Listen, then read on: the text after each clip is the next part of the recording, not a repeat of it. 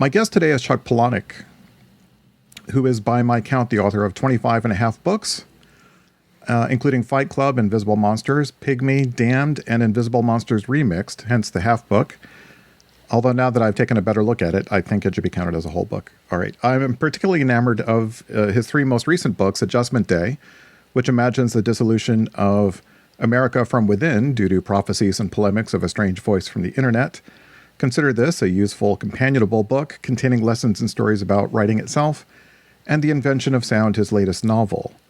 The Invention of Sound tells the story of a man whose life is defined by his despair after the abduction of his daughter, a sorrow and an anger that leads him to scary places on the dark web, and a woman who continues her father's legacy of seeking after Foley screams so sublime they will cause all humans who hear the screams to sympathetically match the scream with even more horrible results. Thank you, Chuck, for giving me some time here. Not at all. Thank you. So, one of the things that has struck me about your work is just how hard you work at it. And so consider this. I was really charmed by it. Partly it's got some tough love in there, and basically a lot of it is, just if you could not write, just do that, not write. But also, what strikes me is, this is a notice I also had when looking at John Waters' writing, is, there is this urge to be transgressive and to gain attention. But I think you are careful about what you're trying to be transgressive about, but also you really put your shoulder into the writing so that the writing is great, so that, you don't expect, I think, people to read your books if they're not great books first. Does that seem like a fair assessment that you're working your butt off on these books? Yeah, very much so. That's so much the minimalism that I was taught was that it starts with a sentence. And when I worked full time at a job, it was just my goal every day was if I could just get one sentence that I was happy with every day, then it felt like my life was worth living. I had done something above and beyond just paying the bills every day. A sentence that maybe felt resonant or that would stick. And I think that's why so many of the sentences are either stolen from somebody else, because so often that thing that is so brilliant and so perfectly worded is not your own. It's just the thing you overhear and that you admire. Scott Fitzgerald was famous for stealing every witty, clever, insightful thing that Zelda ever said, and he's kind of castigated for it now. But the other part is, I think that's why so many of my sentences have become memes and tattoos, is because they really encapsulate just one really succinct idea, and there's a little bit of poetry to them. Someone gave me a pillow that said, let me see.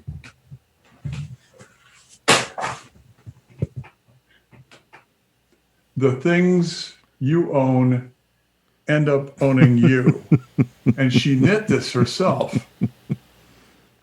And it's that kind of sort of symmetrical poetry that makes these things very sticky in people's minds and makes them really appropriate for memes and tattoos. And so even if I just get one of those every day, I'd be perfectly happy. And it probably requires generating a lot of stuff to find those moments where you're like, oh, that. Yeah. And it requires deleting, erasing, throwing away a lot of stuff. Yeah. And that's kind of the glory part, is that I've got friends who are painters, and when they make a mistake, it's money down the drain. But when I make a mistake, it's just time down the drain. A lot easier on the psyche, I think, and the fingers. And the environment. I also have to think that journalism maybe has something to do with this, at least in terms of having a respect for every word having to carry its weight.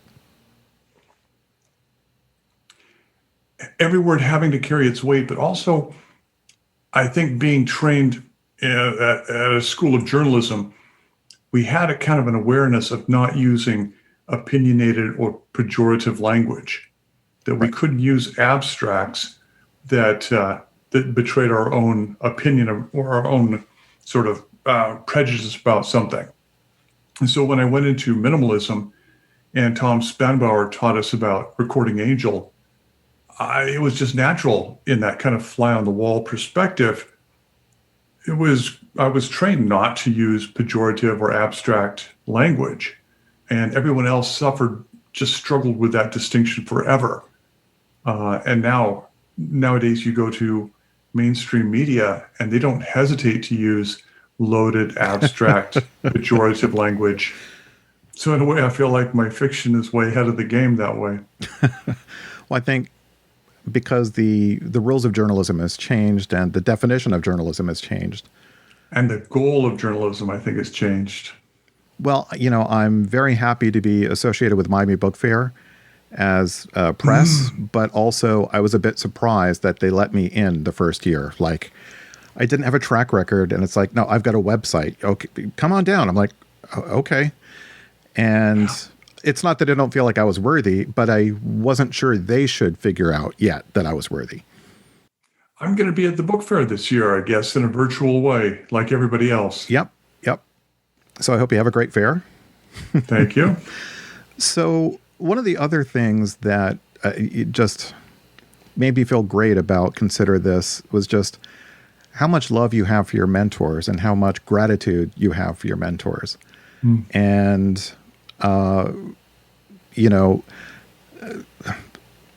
went through NYU's MFA program, and I wouldn't have traded it for the world, but a lot of it is just simply hints and notes that we've stolen from someone who stole it from someone or stole it for someone. And we try and keep track of, who said it, because when we find something that really does help, it really just reduces so much of the extraneous confusion so that we can focus on the essence of the confusion and try and figure out a story to tell.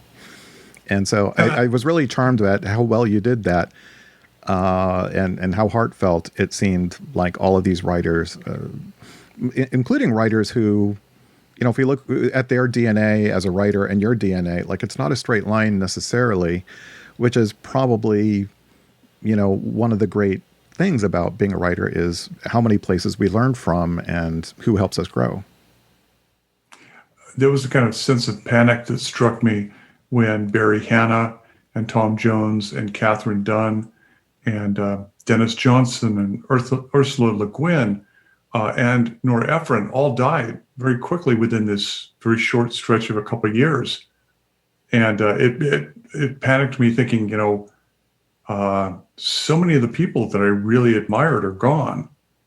And I really want to put these notes down on paper and in a way record everyone's best advice and everyone's wonderful anecdote and their really useful trick. Because, if somebody didn't stop and do it, it didn't seem like it was getting done. Well, it was just the perfect, I read a lot of those kind of books, for this podcast, and a co-host of mine, Vanessa Blakeslee, we discussed You're a Stranger Than Fiction, even though it's not directly a writing book, but we didn't have a writing book by you at the time. So we decided to cover it, and it was a great episode. But a lot of these books are kind of interchangeable, and I kind of don't mind as long as I pick out one or two things, even if I already know them, like, okay, to remember them in a vivid way, like that's good enough. But Consider This, kicked, like it really dusted my whole brain off, which I really, really needed. So it's like at the top of my list of, okay, if you're going to have to get one of those books, like you're not going to go to an MFA or not this year, and you kind of want to, get in there, like Consider This is one of the best.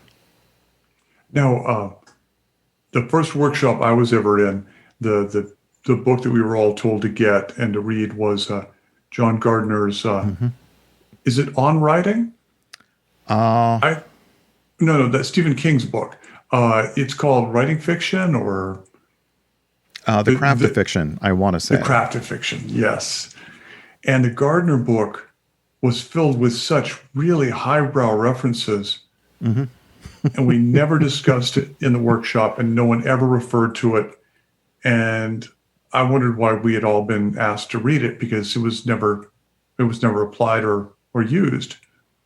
And so, in a way, I really wanted to write a useful book that would have a lot of lowbrow references that applied and demonstrate how each technique was being used in very popular 20th century fiction. And it's very readable in and of itself, which is also, I think, a requirement of one of those books where the John Gardner, it's great in some ways. I just remember how absurdly critical and angry he was at metafiction. And like I can appreciate probably his exasperation in that particular moment in literary history. But considering like the avalanche of what has happened with postmodernism since, like it comes off as really quaint, I think. Now, was he writing that as a contemporary of Gaddis and Pynchon? Is that what he was Yeah, I reacting think it to? was the early to mid 70s, I think, is when The Craft of Fiction comes out. And it's, you know, of course, to upstart young writers, oh, this is going to shake up the establishment. Like, of course, I'm going to mimic that. And so I imagine in the 90s, so many writing teachers had to deal with everyone who thought they were going to be David Foster Wallace or you, that they maybe had their hands full with that. And so, and then the moment passes, and then it's like, oh, yeah, right. David Foster Wallace, there's plenty to learn from. But yeah, it's important not to make it a religion, I think, as a writer, because you need to build your own. Yeah, and yeah, it's always sad to mention David. Yeah. A million years ago, when Fight Club first came out in Italian, there was this very famous, she was a translator and critic named Fernanda Paivano, and she was the woman who had brought and translated Hemingway and Steinbeck and Faulkner, all these American writers, and introduced them to Italian culture. And she really was the leading Italian literary authority. And she did this fantastic piece about Fight Club, in which she said the future of American literature is going to be David Foster Wallace and Chuck Palahniuk. And I was always just really stunned by that. And then when David died, I saw that he and I had been born on exactly the same day, February 21st, 1962. And I was really stunned by that. And, I'm always going to miss the fact that David is not here doing this job. Yeah. Well, his posthumous novel, like, it's on my shelf, and I can't bring myself to read it because I need to believe there's at least one more out there. And so I don't know when the right time is going to be to read it, but so far I haven't found the right time. So, lighten things up now. Well, one of the things that I really loved about the invention of sound is there is both this nostalgia and cynicism about old-time Hollywood, and an interest in how movies get made. And so you really made Foley work, which is a difficult thing. You can't make noises, technically. You could try and make the reader make noises, but you can't make noises in a novel. And so you have to convey, the science of sound, but also, how sound works on the body in fiction. And I thought that you did that really well. So was that something you were confident about early on, or did that take a while to figure out, like, okay, no, I can make a book out of this concept and be able to deliver it? Well, so much of that is, if you can't use pejorative fiction and you can't dictate the physical emotional reaction, you can't tell the reader, oh, this is the scary part, or suddenly a terrifying noise broke out. Suddenly, all the horror was apparent, and that terrific, over-the-top Lovecraft way. You can't do that in minimalism. You can't dictate emotional state or emotional reaction.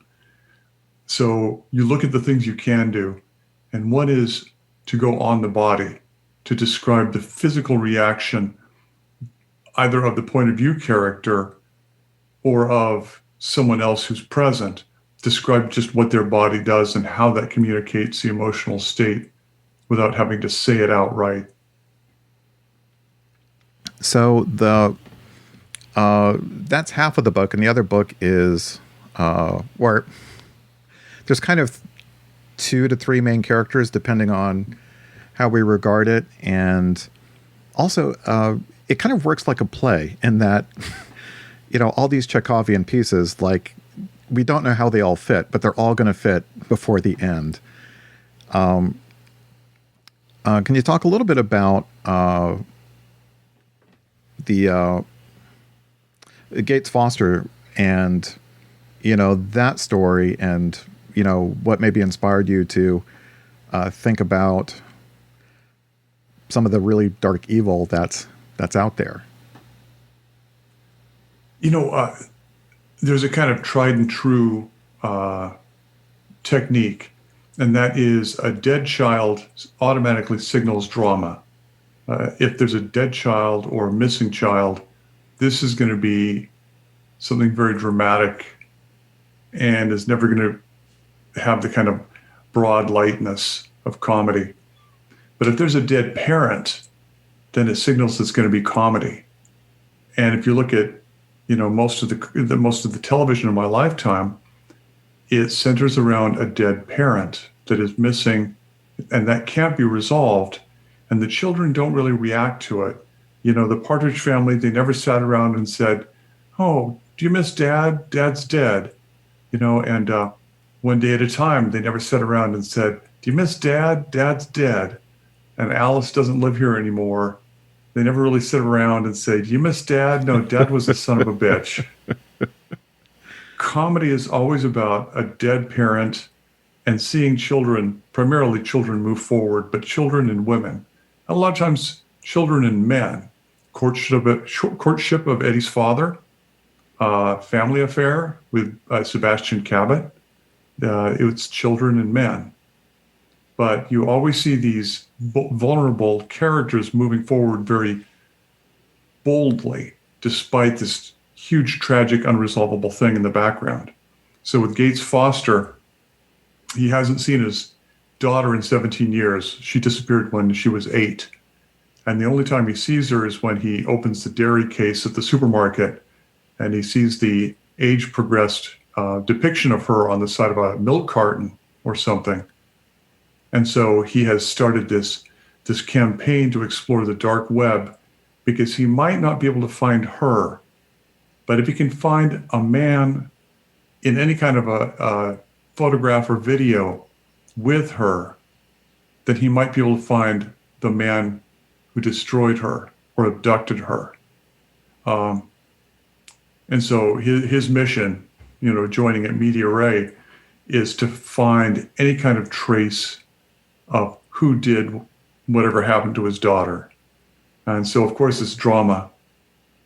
There was an analogy that really broke. My friend Amy Hempel, she does enormous amounts of fantastic animal rescue work. And her heart was broken when she read my analogy that when they look for animals to use in product testing or scientific experiments, a lot of times, they'll look for former house pets because former house pets were raised with love and they will always try to please whoever has custody of them. And they will tolerate an enormous amount of pain and suffering without lashing out, where strays picked up on the street have a survival instinct. And if you try to product test or do some sort of medical experiment on them, they will try to destroy you. And so Gates Foster is hoping that since his daughter was raised with so much love, that she might have been able to tolerate an enormous amount of torture and suffering, and she might in some way still be alive because she had that tolerance that a dog or a cat, had being raised by people who loved it. Because you won't That let made go. that made Amy cry like crazy. That killed her.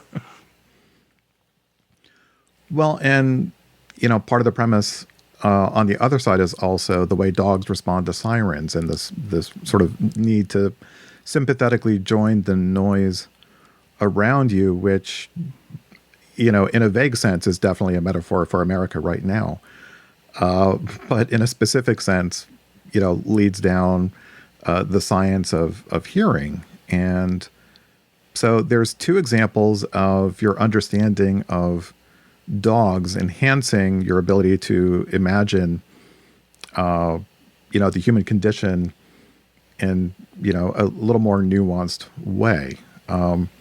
I think we underrate how we are in the continuum of the animal world rather than being completely above it or separate from it. And for so much of my life, there were periodically these anthropomorphized animal novels that were huge successes. There was Jonathan Livingston Seagull. There was Watership Down, Secrets of the Rats of Nim. There were, book after book that people bought by the millions, in which animals basically acted as people and were very relatable because of that. I think that there's a dynamic functioning there where if you can make the reader feel more or less superior to the characters, then the reader will have a great deal more empathy and sympathy and nurturance for the character. And my favorite example is the first page of Gone with the Wind. What is the first thing that Scarlett O'Hara says? I know it's in the Consider This, but I don't remember. It is, she says, war, war, war. There is not going to be any war. And as soon as she says that, we think, you poor, dumb girl. And despite her social privilege and her charm and all of these advantages, we feel superior to her and we instantly care for her because we know that she's heading for a disaster. And I think that there's a subtle similar thing happening with animal narratives, because as human beings, we feel superior to rabbits or seagulls. And so we let our guard down and we're more emotionally involved with them than we would be with another human being. In Cujo, Stephen King has like a 3-page bit where it's Cujo's point of view. It's a close third on the dog. And I don't remember most of the book, and the horrible part I don't remember, but I cannot forget the bit where he went into the mind of the dog. And I'm like, I'm the dog. Reading it, I am the dog. And it didn't feel as strange as it maybe should have. That's when the dog gets bit by the bat, right? I think so. Yeah. Like, I think it's kind of going about its dog day. And then at the end of that, I think that's when, the rabies incident happens. So I made the mistake of looking at reviews of Adjustment Day. And, please. I didn't make that mistake. Well, Adjustment Day is one of my favorite books. And, all right, what infuriated me about the reviews is partly, I think, there's the book people want to have read, and they don't really, what was it? Henry James says you have to give everyone his Donnay. Like, whatever your idea is, like that's what you judge it on, not what you think you wanted or whatever. It's not like ordering a cheeseburger at a restaurant and they didn't put the ingredients right or, overcooked it. But, there was, I want to make a few observations and see what your thoughts are. Although if you don't want to talk about it, that's fine. But one, it seemed like one of your most ambitious books, and the way the plot worked was really complex. And there were a lot of storylines.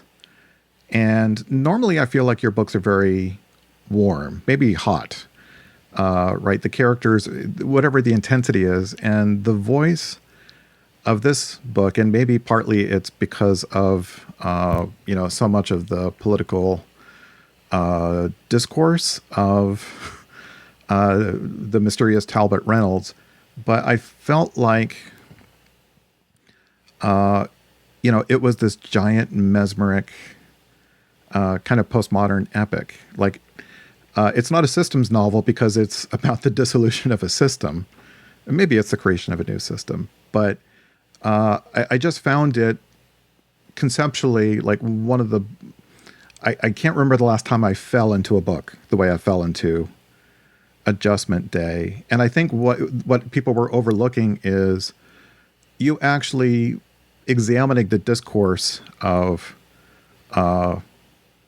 conspiracy anarchists, and instead of just treating it like, oh yes, isn't it silly, I am satirizing this, like I don't know that you were satirizing it rather than exploring it.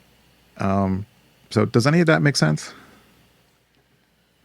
Yeah, I talked to at least one person, typically a bunch of people from each of the different points of view, and I really wanted to kind of honor their point of view, but also kind of push it to the extent of where it would start to fall apart, because so many of my novels are like what we used to do at the Freightliner trucks where I worked, where we would put every component in a laboratory setting, and we would run the windshield wipers for 100 million hours until they would start to break apart, and we would study why they broke apart, what aspect of them, what element failed.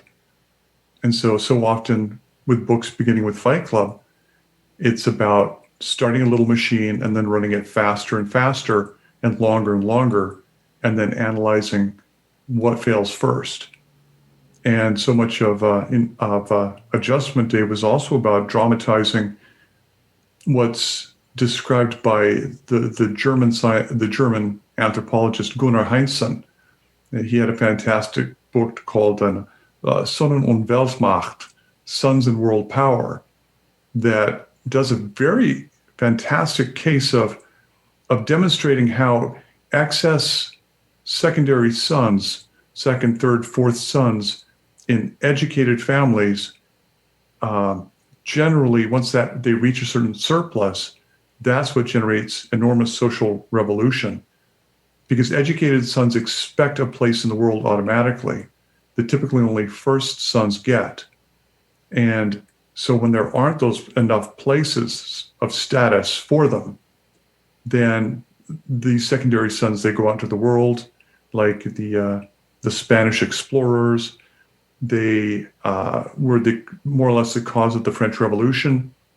It's this sort of surplus of sons, educated sons with high expectations, which you could say are the incels right now. It's that surge of unhappy male energy that causes big social change. And so I just wanted to dramatize that in the way that so many of my other books have dramatized the work of the British anthropologist Victor Turner. And so in a way, I'm running the little machine to study it. And I'm also kind of dramatizing a social theory that's been put down by somebody else. And telling a damn good story. So was it difficult to outline and plot the story? I never plot books through the end of the second act. I always plot to what I can foresee as the mechanical breakdown of the plot. Fight Club is based on a violation of the social contract, that this man has gone to support groups and allowed people to think that he is dying of what they're dying of. And that violation, that deception ends at the moment when they go back there and the female protagonist says, he's not dying of anything. And they expose each other and are suddenly placed in this position of humiliation and subjugation to the people that they were deceiving. And so that is the mechanical breakdown at the end of the second act. And everything beyond that has to surprise me, because if it doesn't, it's not going to surprise anybody else. And that's really why I write, is to see how the story completes itself in the third act. But Adjustment Day, the first two acts, like it just seemed like it was a lot more complicated than, like in most of your books, I just feel like no matter how strange the characters or how different they might be from me, partly it's the way that you write, and it lets, because, I just end up feeling so close to so many of these characters, and it's really intimate. And with Adjustment Day, there was a little bit more distance, which normally, like, that's a red flag for me. Like, okay, and instead, like, I completely, like, I fell into the book. Partly, I guess I'm asking, why am I obsessed with this book? Which is not something that you could answer, and I probably need to pay someone like $150 to help me talk through. But No. the complexity of just how many moving parts, how many characters, how many in this, imagined contemporary American history, I would love to know just a little bit of insight, like in the first two acts, like in just imagining all the pieces that you're putting, on the table for this story. Could you talk a little bit about that process? The first two acts are basically establishing the three nation states. And then the third act, the surprising act, is what is going to be the sort of internal flaw in each of these nation states that will ultimately kind of, shake it apart. But there was another thing I wanted to demonstrate is Gunnar Heinsohn. He said as part of his Suns and World Power theory, he says that every one of these surplus sun revolutions has a text that becomes so commonplace that it loses all value. And it typically doesn't really have a lot of meaning to it. It is kind of sound and fury, but signifying nothing. And his examples were Mein Kampf. His examples were Mao's Little Red Book, that they're texts that people can carry with them, and they're reproduced in such vast numbers that they have no value anymore. For the Spanish explorers, it was the Bible. God bless. But the Bible was the text that justified everything in a way, the text that could never be fully understood. So there had to be a kind of density and obtuseness to Adjustment Day because it was supposed to function like those texts that Gunnar Heinsohn cited for all these previous revolutions. It could be Dada poetry, or it could be profound political insight. Yeah. And you take from it what you take from it because it's supposed to just justify what you plan to do anyway. Something that you discussed in Consider This, I don't want to say gave me a panic, but a bookseller, right when you were promoting Fight Club, a bookseller told you, he basically gave you the 16-month rule. As a writer, you have to produce a book every 16 months or the public will forget.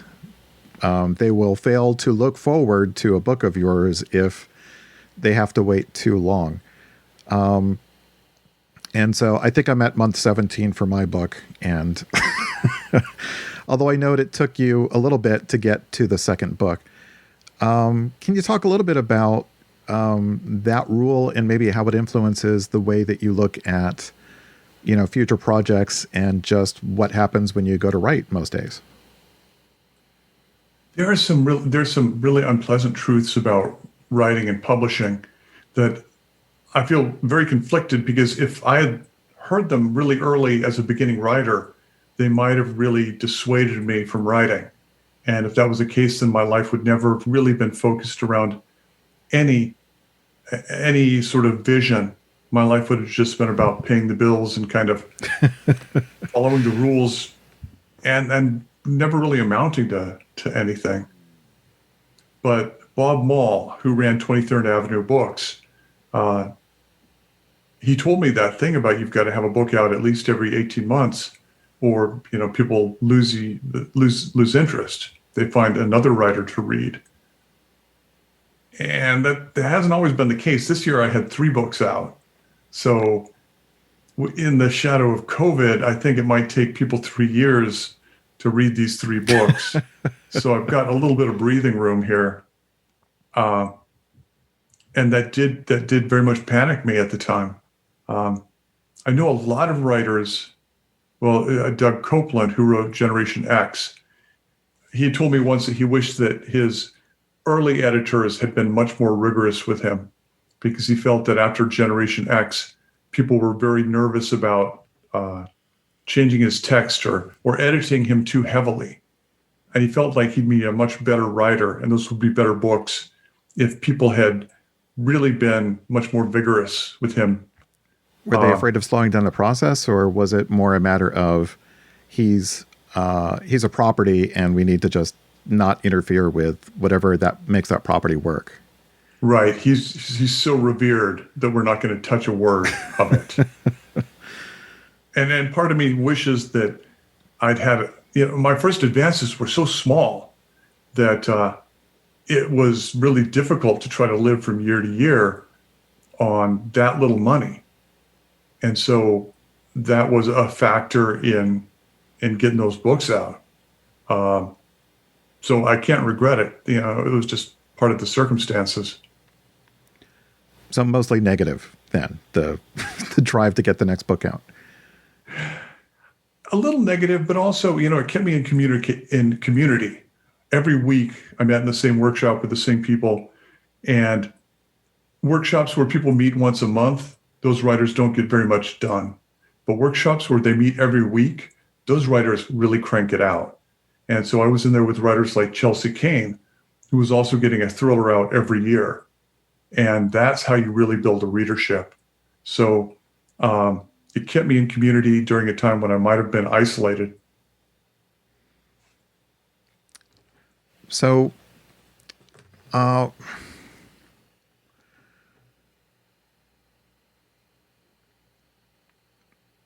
of the things that, I admire about your writing is you feel like you owe the reader a good story. And part of it also involves surprising yourself and satisfying yourself. Like, in order to give the reader enough surprises, it has to be surprising for you. And that's something that you have to do regularly, which sounds like a plan, but it's not something you can plan for. Can you talk a little bit about that paradox? And, is it just a matter of doing the work until, the great thing happens? See, that is the aspect of it that is so frightening every time you start a new project. Is not just about solving a problem. You have to create the problem and you have to solve the problem. And the problem itself is the more important thing. That's something that Ira Levin had told me. He said, coming up with a really compelling, unique problem is 90% of writing. Mm-hmm. Solving the problem is solving the problem. But imagine going to a job every day where you don't know what the job is and you don't know how to do it. Every day you have to reinvent the job completely, and then you have to do it. And it's that uncertainty that is so maddening. And I think that's why so many writers drink, because you are responsible for messing things up and cleaning things up. And you've got to do it in a very compelling, interesting way. And I think that's another reason why I never really finish a book until I get the idea for the next book, because that way I'm never fully out there with nothing. Kind of the way Hemingway liked to finish his day of writing in the middle of a sentence, with that, rather than having polished off something and then have to get up in the morning to face the typewriter again. That's what my dad always said. He said, never dump the one you're with until you're dating the next one. And so that, because you've got to go on tour and you've got to be this completely different person, this marketing person. And that can make you hate the process so much that unless you're really deeply in love with the next idea, you would never go back and write another book. You would hate it so much. Well, you're one of the reasons why I've grown to admire Ira Levin so much, even though I'm a little bit younger than you. So growing up, like his products weren't, a lot of them weren't brand new. And if they were, I was still kind of too young to like Death Trap. Like, okay, like I was 11. I don't, when that movie came out.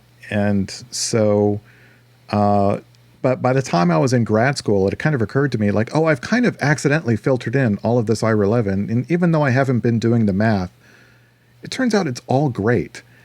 And he has this miraculous knack for figuring out what was bothering America and what our anxieties were, especially the anxieties we were not willing to talk about or think about, and managed to get us to talk and think about it without actually directly addressing what the actual thing was, but by finding they're kind of allegories, even though they're realistic in their own right, which is how I think an allegory has to work today.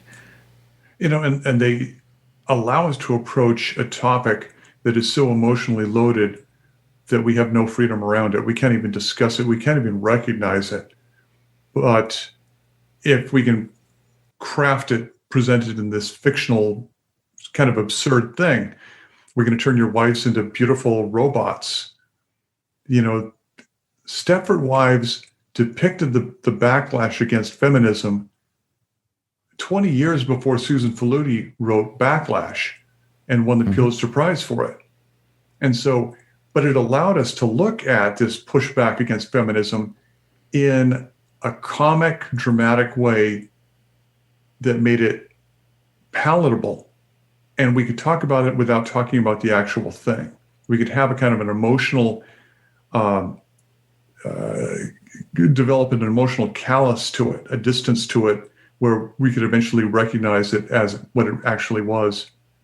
I think that, you know, so much of Rosemary's Baby was about reproductive health and the inability to control reproductive health. And to put a really fine point on it, the fact that a lot of women had trusted their doctors and taken thalidomide and had monsters, because that is how Rosemary reacts to the baby. She says, "What have you done to its hands? What have you done to its feet?" And other characters are saying, "Look at its feet, look at its hands, they're little claws." And Ira Levin could never publicly say, "I wrote a novel about the horrors of thalidomide," because he would never want to be thought of as exploiting that tragedy. But he gave us this emotional way of looking at it through a metaphor and expressing all of the horror and all the grief of that situation. Well, and if someone has a political point they want to make, probably write an essay or run for office, right? If you're presenting a novel, you have to tell someone a story, and that story has to work. And if there are politics in it, I think it helps if it's not a simple political message, but also, yeah, like it needs to be emotional more than it needs to be, okay, now I've changed my opinion on this political matter. Emotional and also not didactic. It needs to be porous enough that people can relate and sympathize with the characters regardless of their own experience. And that's how you get under the radar and you kind of coach people to consider a different viewpoint. You can't dictate that. And I think that's, a lesson that you've brought to your own work. You know, the trick is never to get caught. You never want to get caught dictating the secret thing, because then you're just being boring. I mean, the places where it might seem you're doing it, it's more like, here's an unreliable narrator with with a wild political opinion, and you can think about it, but it's not like this is the opinion of the book and you should just accept this. Right. You want people to enjoy it on a bunch of different levels and come back to it several times throughout their lifetime and eventually maybe have a full understanding of it. But first and foremost, it should be a diversion, because people, they don't read because they're popular. They read because in that moment they're alone. They're probably stressed. They need to calm down. They're isolated. And so if you can give them something in that moment that's a comfort and a distraction to get them through that moment, then, people, if they had a party to go to, they would not be reading a book. Well, it depends on the party, but yeah. And also something to focus on, right? I mean, I think of David Foster Wallace's "This Is Water" speech, where, that's one of the things a good book really has to do for us, is really help us focus on something, which may be the most hard thing to do in postmodern life, is just, let me try and focus on one thing, one story, one person, one thought, just not be crowded out by so many different things with pop-up windows and advertisements and family. Like, my brain has to go somewhere. And so I just admire your craft so much in that. And I realize this comes from partly the desire to sell books and keep selling books, but it's also just this very pragmatic, like, if I don't want someone to pick up the book and go, yeah, this is fairly all right, I can sit with this perhaps while I drink. Like, no, like, you want them to pick it up, and then you want them to feel disappointed if they have to put it down before they're done. So often, so many of my favorite books are books that I picked up, I started to read, and I put them down, and I said, no, I'm not going to read this. But they were so compelling that eventually I had to pick them back up. I was that way with Jesus' Son. I read the first story, and I did not finish the book for 5 years. And then I read the book every 6 months after that for the rest of my life. That taste changes across time. And this is what I try to teach my students, is that the goal is not to be liked. If you are liked, you will be forgotten tomorrow. The goal is to be remembered, because taste changes across time, and eventually taste will change and accept you. And at that point, you really have legs, because your work's been out there for a long time, and it's taken people 10 years to really embrace it. But at least it wasn't sort of... Do you know who the biggest author of the 1950s was? Biggest fiction author? If I guessed, I'm pretty sure I would get it wrong. If I told you Auntie Mame, Patrick Dennis, the guy who was the fictionalized foundling that was given over to Auntie Mame in the Auntie Mame plays and movies, Patrick Dennis wrote maybe a half dozen books about his relationship, his growing up with his Aunt Mame. They were all novels. They were all massive sellers, huge sellers. And they have a public awareness because they were made into movies and to Broadway musicals.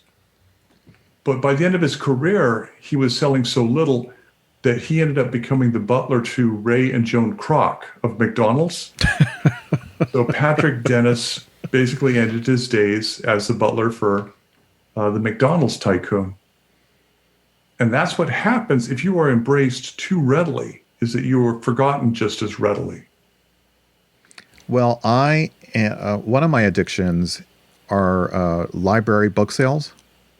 Yeah. I cannot resist a library book sale. And partly, a brand new bookstore, it's like, okay, here's what the publishers want me to have. And because I'm a podcaster, like, books just show up. Like, every single,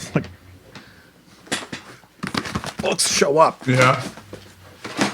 And before I can even think, do I, what do I like? What am I, like, they just keep coming through the door. But the friends of the library bookstore, it's like, okay, there are no obligations in there. Like, let's just go see what's in there. And yeah, you can sort of see, that, like, certain books keep coming up. Like, oh, that's what was popular in the 80s, and the books are still here, and nobody wants them. And back in the 70s, and you can kind of track, like, okay, yeah, because they publish so many, like, they end up over and over again in these Friends of the Library book sales. And it is kind of interesting anthropological work. And sometimes I find books that, I just wonder, why wasn't this a bigger book? Because this just seems like one of the best books I've ever read. But that's just because anything with a weird enough cover, and it's like, okay, does it pass the first page test? And a lot of times these, I'm thinking of, I believe her last name was Siddons, a Southern writer who wrote The House Next Door, which is considered one of the finest haunted house novels ever written. And it's just revered, but very few people know about it because she spent her entire career writing these kind of Southern lady society novels, these very kind of Barbara Taylor Bradford novels. And then just out of the blue one day, she wrote this horror novel about a contemporary house that's being built in this neighborhood and how it destroys everyone who lives in it. And maybe because the rest of her books were so forgotten, but very few people know about The House Next Door because it was more or less a one-of. And it didn't fit the brand. Right, exactly. Yeah. Oh, before I forget, I just saw a video of, right now, real time, in Louisville, Kentucky, that Carmichael's bookstore looks like it is about to get attacked and possibly burned and looted.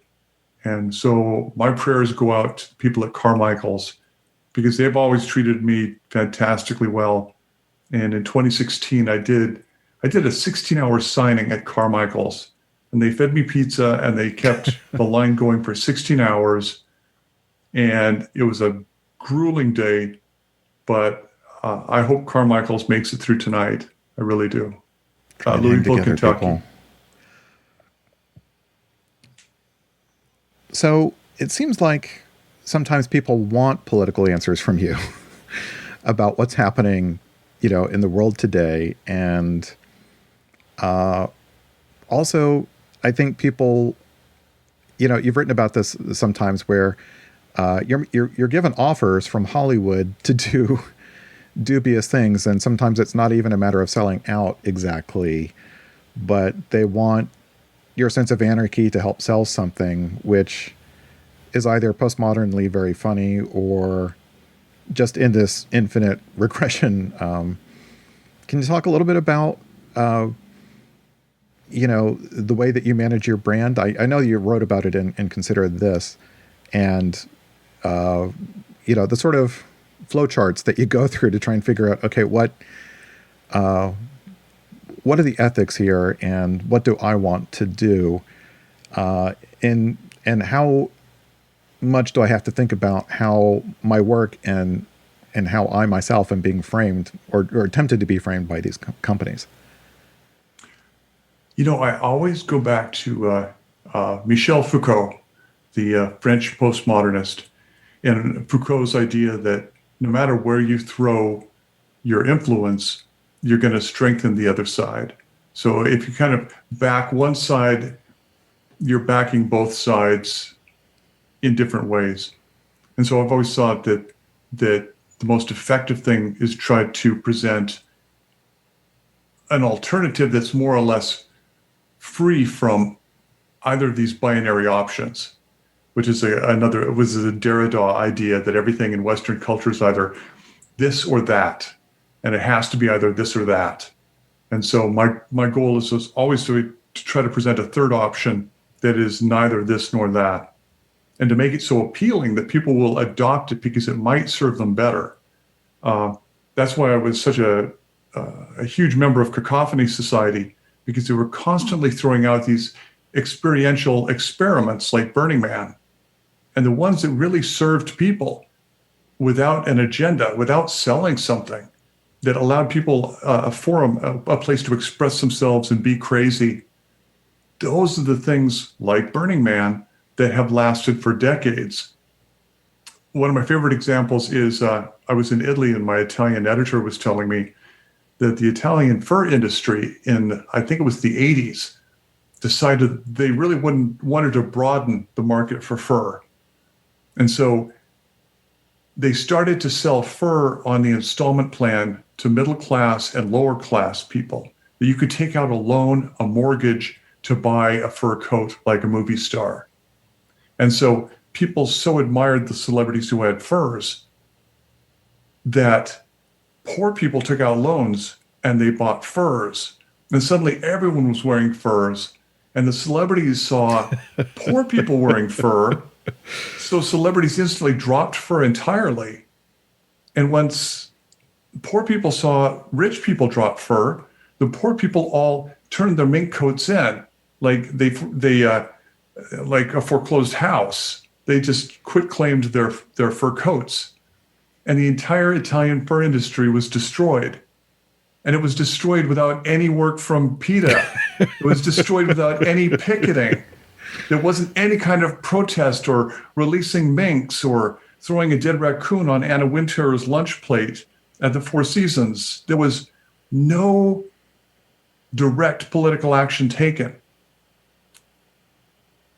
And that's what I think that good writing or any kind of good creative work is about presenting alternatives that don't necessarily dictate do this or don't do this, but they offer an option that is more attractive than what's already in place.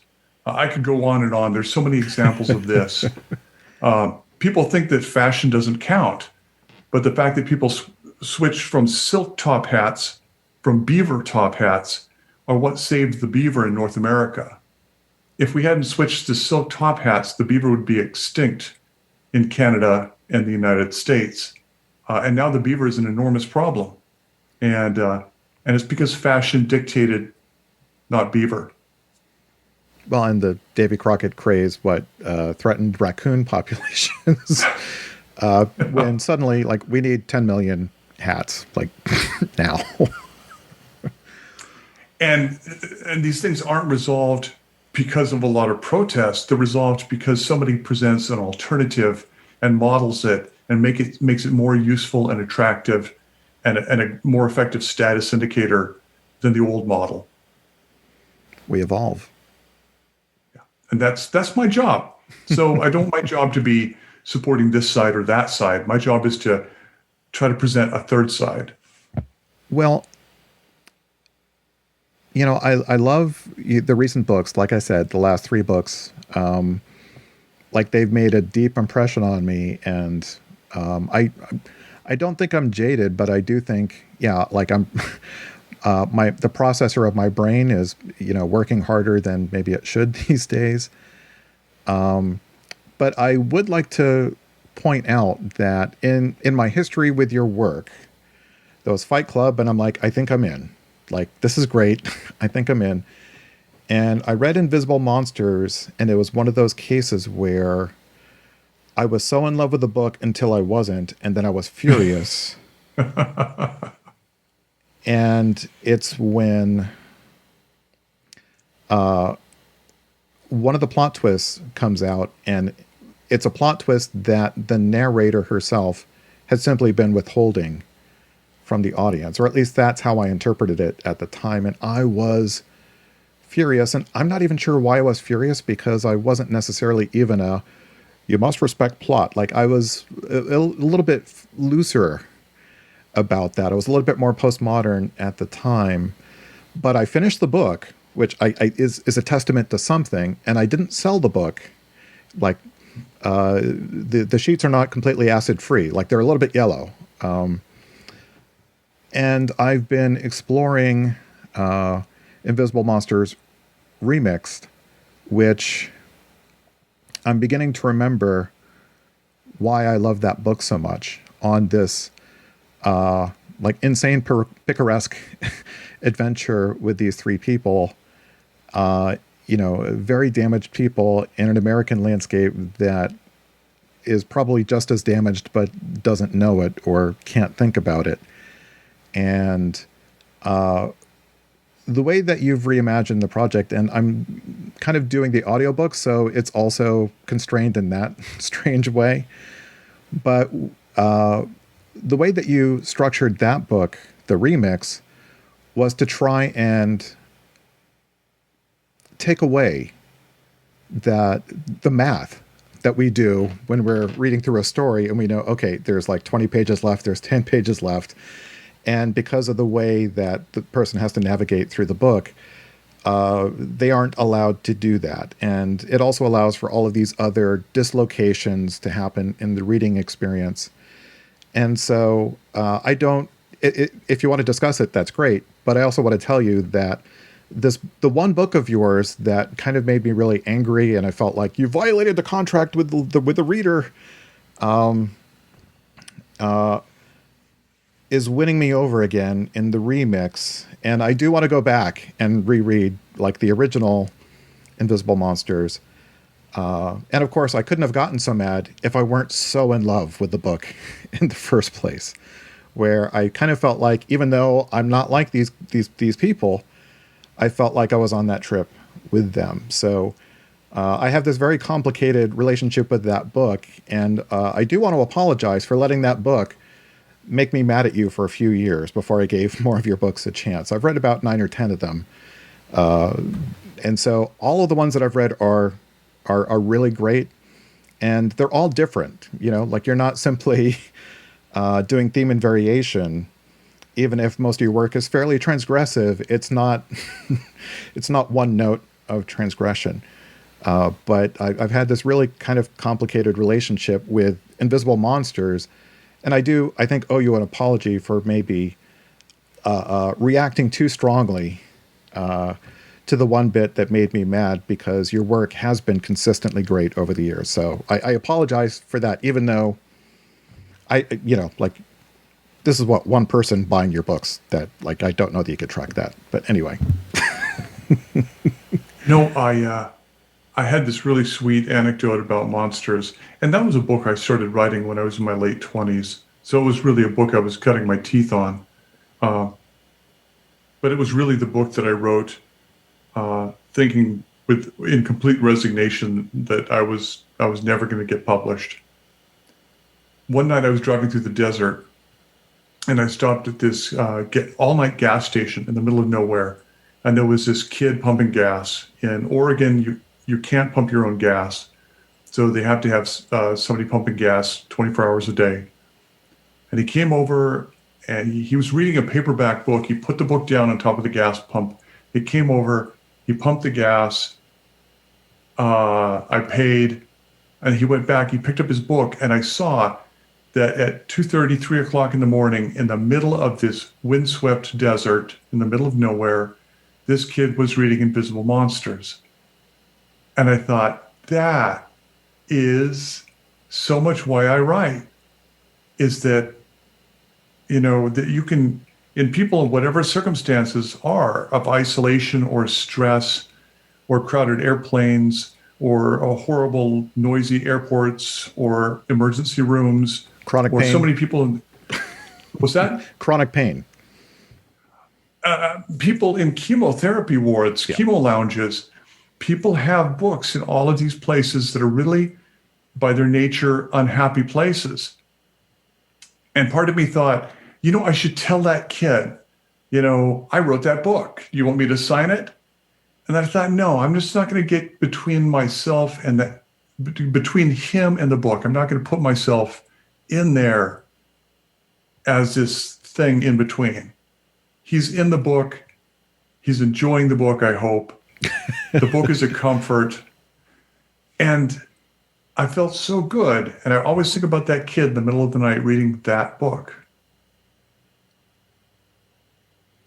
Well, it meant a lot to me. And I feel like the remix, which is sort of your attempt to make it as experimental as you wanted, right, when it first came out. Right. Well, that was the original book I wanted to write. And are you happy with the way that the experiment turned out? I am.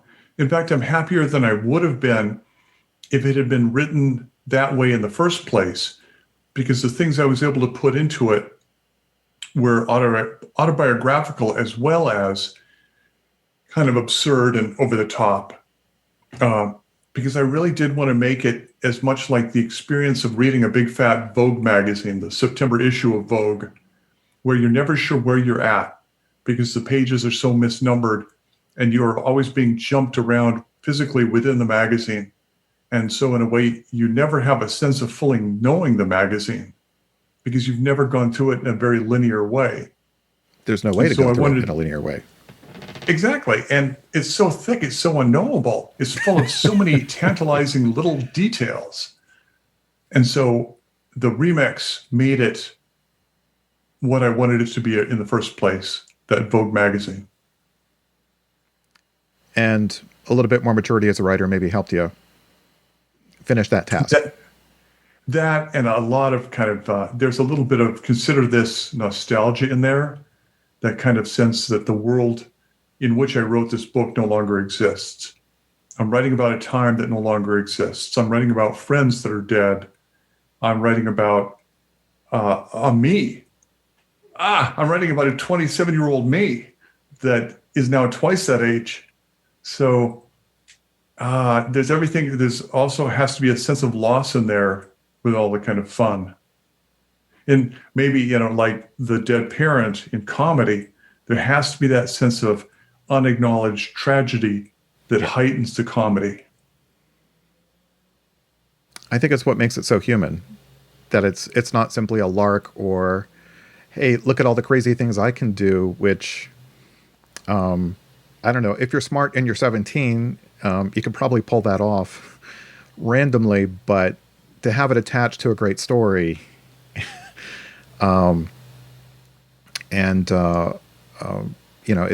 it's really beautiful work, and I'm enjoying returning to the material a little bit more mature myself than when I read it the first time in my 20s. Thank you.